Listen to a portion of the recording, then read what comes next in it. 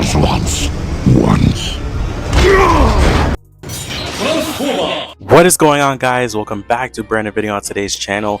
It's JKing, and I just saw Transformers 1, the brand new Transformers movie, animated Transformers movie, courtesy of Hasbro and Paramount, that shows the origin story of how Optimus Prime and Megatron, Orion Pax and D16 went from the greatest of friends to the bitterest of rivals.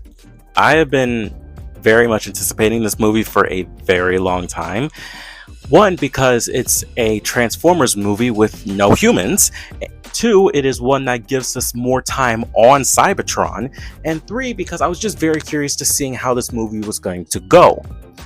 And what are my thoughts? Well, you're going to find that out here. If you're already curious about what Mike's thoughts are when it comes to Transformers 1, his video is already there and I'll have it linked down below. And just to know, this is going to be both non-spoiler and spoiler. I'm going to start with the non-spoiler, but just know that at this time code right here, we're going to get into spoilers. So just be prepared for that. If you haven't seen the movie, I'd highly recommend going to see the movie. But with all that said, let's talk Transformers 1.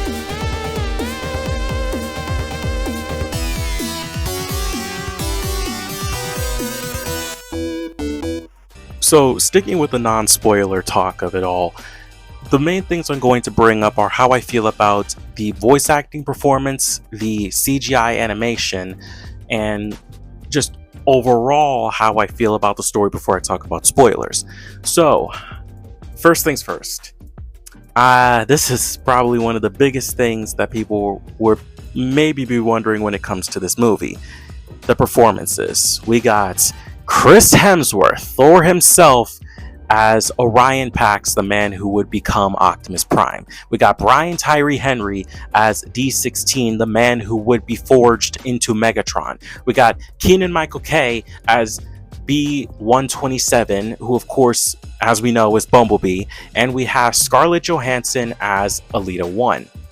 As well as a few other additional voice actors like Laurence Fishburne as one of the original Primes. So how did the voice acting talent do?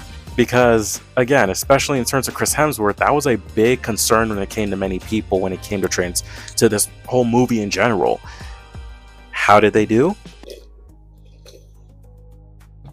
They did a damn good job. But I'm not even joking when I say that they actually did a really, really good job.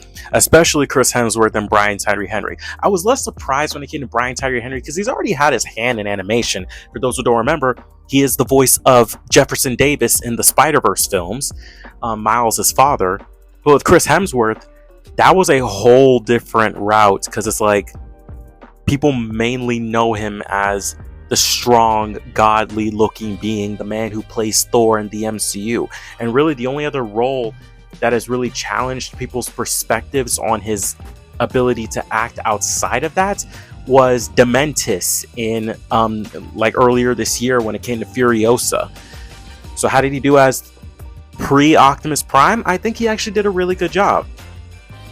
No one is ever going to replace Peter Cullen when it comes to Optimus, but in terms of a younger sounding Optimus Prime, before he became a Prime, before he got the matrix of leadership, before he was recognized as the leader of the Autobots, I think as a younger sounding Optimus Prime, almost like a teenage Optimus Prime, if you will, or a young 20s Optimus Prime, I think Chris Hemsworth actually really nails it. You don't really hear Chris Hemsworth after a while, you just hear a young Optimus. And I think when it came to that, it didn't pull me out of the movie whatsoever. When you first hear him, it's like, oh yeah, that's Chris Hemsworth. But as the movie goes on, you're like, oh, wait, yeah, Chris Hemsworth's playing him. I completely forgot about that.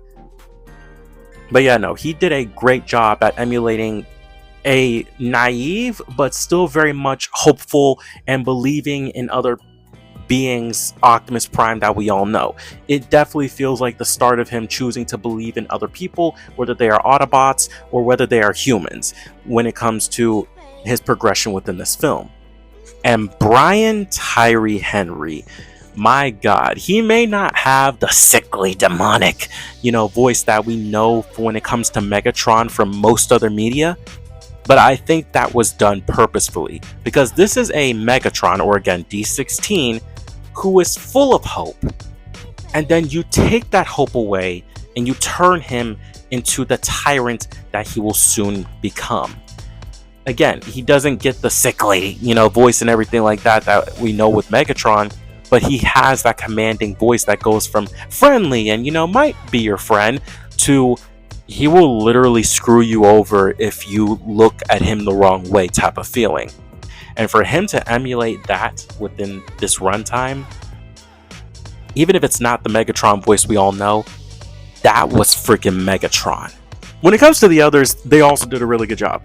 Keegan-Michael K as Bumblebee, I'm just gonna say it right now, and y'all might get mad. I think there is a reason that his voice keeps getting taken away. I know that sounds harsh, but he definitely is emulating the type of character that does not shut up. But honestly, it still felt very much like Bumblebee, so I'm perfectly okay with it. And Scarlett Johansson as Alita 1 definitely felt like the type of character that out of all of the four main characters definitely knew what she was doing, knew where she needed to be, and knew who she needed to help, and turned from the type of person that wasn't as trusting to Orion to one who trusted him as Optimus Prime. I also have to say, the animation, CG-wise and all, for this movie is actually really good. The infrastructure of Cybertron, mainly Ion City, that we see within this film, it looks very much like you would expect the home of Cybertron to be from what we saw before in past Transformers movies and animation. The landscape of the above looks beautiful while also being both organic and inorganic at the same time. And again, just the animation of all of the robots, like they all look so good, like every single one of them. And of course, with this being on Cybertron, we do, outside of our main characters, do see cameos of other Transformers that we of course know to show up in the franchise. Hell, some of them even get name dropped, and we even have some talk, even though it's not for a very long time. But just the look of this movie is breathtaking. I really, really like this. This is some really good animation. It's not trying to emulate anything like before. Yes, it's very 3D CG animation. It's not like the old cartoon, but it's not trying to emulate something like Spider-Verse. It's very much its own thing and very much has its own identity with how colorful it is, how bright it is, how shiny it is, how the blasts look, how the energy looks, how the depictions of projections look. It just all looks wholly unique to this type of Transformer story and to Transformers in general. So I very much enjoyed that as well. And also, I will say that the tonal presentation of the film was really good as well, because it had its moments where, yes, it was definitely goofy, but it also had its moments where it knew to took itself seriously. Like, it has its moments where you have the fun between the two best bros, but then you have the seriousness and the deadly seriousness that leads to the beginnings of the Wars of Cybertron, which, honestly, if we get a sequel, I'm very much looking forward to seeing the war on Cybertron now. But again, it's like, even with the jokes that happen in this movie, it was all at appropriate times and for the appropriate characters and for the appropriate moments. There was never some weird, out of place, in my personal opinion, weird, out of place joke when there was a dire situation going on, unless it made sense for the character, and most of the time that would be thrown with Bumblebee, because of course it's Keegan-Michael K, so of course. But yeah, overall, just non-spoiler wise, I can very much say that I love the look of this movie. I love the voice acting performances of this movie. There's a lot of stuff that I really like about this movie. So if anything that I've said has convinced you to go see Transformers 1, I would highly recommend going to see it. It just came out this weekend. As of the time we're recording this, I saw this on Thursday, so it literally just came out. So if you got time this weekend, go see it. I highly recommend it. But yeah, spoiler time. If you haven't seen the movie, please leave. And if you're like, oh no, I'll just hear, no, again, go see the movie. I highly recommend it. You will not have your time wasted. With all that said, let's talk about the story. So the story of Transformers 1 is pretty simple. Basically, again, as I said, this takes place on Cybertron. This is well before the war. D16 and Optimus Prime Orion Pax are best friends. They're miners trying to mine Energon because, as explained, the original Primes went missing in a battle and all that, and the only one who survived was Sentinel, who then became Sentinel Prime. And ever since the Matrix of Leadership ended up disappearing, Energon has not been flowing throughout the city. So they're trying to get the last of it that they can. But things start to creep up as our characters start to uncover the mysteries of how things are going. Specifically, when Optimus Prime finds a message from one of the Primes that they are on the surface and that they're sharing their location. Orion, D16, B127, and Alita go to investigate, allowing them to go to the surface, and they eventually end up finding out that the enemies that the original Primes were facing off are these squidlings are still like invading the planet, but they also find the tomb of all the dead Primes, including the Prime that D16 looks up to the most, Megatronus. You can see where it's going with there. His face is even the Decepticon logo. So again, the seed plants for how things go are just really good in this movie. And they do find the one Prime played by Laurence Fishburne who isn't dead, but was just shut off. And he explains the truth that Sentinel Prime actually betrayed them by setting up the Primes for an ambush to all get killed. He did this so that way he could take over the planet, work with the Squidrels, and take the Matrix of Leadership. But I honestly shouldn't be surprised, because if you remember Transformers Dark of the Moon, Sentinel Prime is always just a dick. But also, like another Transformers movie, Revenge of the Fallen, the Matrix of Leadership is not found. It is earned. And thus, when Sentinel goes for the Matrix, it then vanishes because he's not worthy, because the original Primus himself, the man who created Cybertron, did not choose him. So now that they know the truth, it also shows the progression of how the characters go the way they do. Because before this, Orion Pax was very immature. He had those leadership qualities and he cared about everybody, but he was still very much almost like a kid. And D16 was trying to be the responsible one, following the rules, while also being very much a fan of Sentinel. But as soon as they find out the truth, the trajectory of their lives goes exactly the way we expect.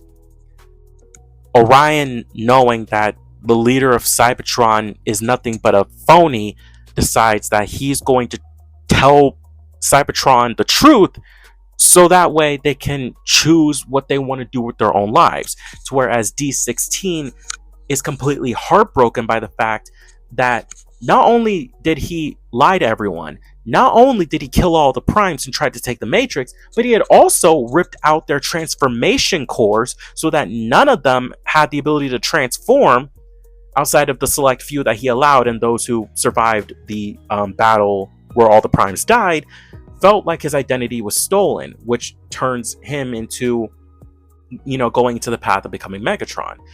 And it basically goes from two best friends on a similar trajectory to splitting off in their own ways, trying to handle the whole Sentinel Prime situation in their own way. Again, we expected this, but at the same time, it's one of those moments where it's like, it's going to happen, but you at the same time don't want it to happen because the first bit of the movie got you invested in Prime in Orion Pax and D16, that you don't want them to go down the route. You wish that this was some alternate route where they didn't become enemies, but that's not the story we're telling here. Eventually they end up finding the original guard, who end up being those who will make up the Decepticons in the future, like Starscream, Soundwave, Shockwave. Many of them who end up becoming Decepticons in the future were the original guard of the Primes, which goes to show why Megatron chose them to be part of his crew to begin with, especially the likes of Starscream. Eventually, it all culminates in one giant battle where, on one hand, Bumblebee and Megatron got captured. Bumblebee's trying to cool down Megatron, but Megatron just wants to kill Sentinel. Meanwhile, Alita and Orion are breaking through with that original guard, which means that technically Starscream and Soundwave and them were good guys for a good moment, as well as those that Orion ended up telling the truth to. They all invade the tower to stop Sentinel in their own way. However, when it comes to dealing with Sentinel, that's when things change. D16's trying to kill him. Orion's trying to stop him. And I think the moment that truly changes everything is the moment that D16 goes for the shot, but Orion jumps in the way. That is the moment where everything changes, because Orion dies, but almost very much like Sam in Transformers Revenge of the Fallen, he sees visions of the Primes, and they give him the Matrix of Leadership, transforming him from Orion Pax into Optimus Prime. And when he arises and D16 sees that his best friend, who he just shot, is now a Prime, that is the moment that he becomes Megatron. Again, just really freaking good. And again, it doesn't end, like, the only death in this movie is Sentinel Prime. Otherwise, most of Sentinel Prime's lackey. Other than that, every other character is still alive, but they have now gone into the ways that we expect them to in Transformers lore. Again, it's one of those stories where it's heartbreaking, because the first half built up this friendship, and now it's like, it goes the path you expect, but you don't want it to go down the path that you were expecting. Again, when I say that the voice actors in this gave a really freaking good performance, it just sold that moment. And heck, the moment that D16 goes from having yellow eyes to his glowing red, rageful eyes as Megatron, it just sells it all, man. Again, this movie is just really good in telling the origin story. Again, there have been a few origin stories for when it comes to how Megatron and Optimus went from friends to rivals. There's multiple ways about how Optimus became a Prime. There's multiple ways about the fall of Cybertron and the state of Sentinel and the Matrix of Leadership. But I think that this, in terms of what this story is trying to do, did it perfectly. Again, I highly, highly recommend this movie. Again, there's so much that I want to say, and I only really talked about the story part in terms of spoilers because, again, it's just so much going on in this movie. But by the time it ends, you're like, oh wow, I didn't even realize I've been sitting there for that long. But yeah, go watch Transformers 1 if you have not. I highly recommend it, and I think it's honestly a good movie to have for the 40th anniversary of the Transformers franchise in general. But yeah, let me know what you guys thought in the comment section down below. Again, if you guys want to see Mike's thoughts on Transformers 1, his video is already up on the channel. It's been up for a while, but I will have it linked below as well. But yeah, guys, we'll see you all in the next video. This is JKing signing out.